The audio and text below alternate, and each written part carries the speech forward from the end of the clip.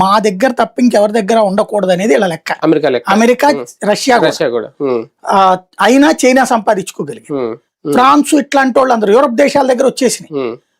Even Israel దగ్గర కూడా లేదంటారు, వీళ్ళ దగ్గరే ఉంటాయి. వాళ్ళ దగ్గర ఒక 5 దేశాల దగ్గర లెక్క ఉన్నాయి ప్రాక్టికల్ గా. ఇరాన్ తో కలిపి ఇరాన్ లేదు, ఇరాన్ అణుదేశం కాదు. అమెరికా, చైనా, రష్యా, పాకిస్తాన్, మనం ఫ్రాన్స్ దగ్గర కూడా ఉంది. పాకిస్తాన్ తర్వాత యాడ్ అయింది.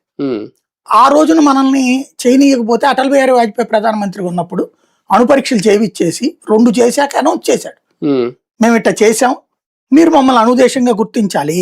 ఇజ్రాయెల్ వాజ్పేయి మనం భారత్ చేసాం, చేస్తే అట్టుట్ అని మొత్తం ప్రపంచం అంతా ఆంక్షలు పెడతాం, నువ్వు చేయడానికి వీల్లేదు, మిగతా చెయ్యొద్దు అని చెప్పి.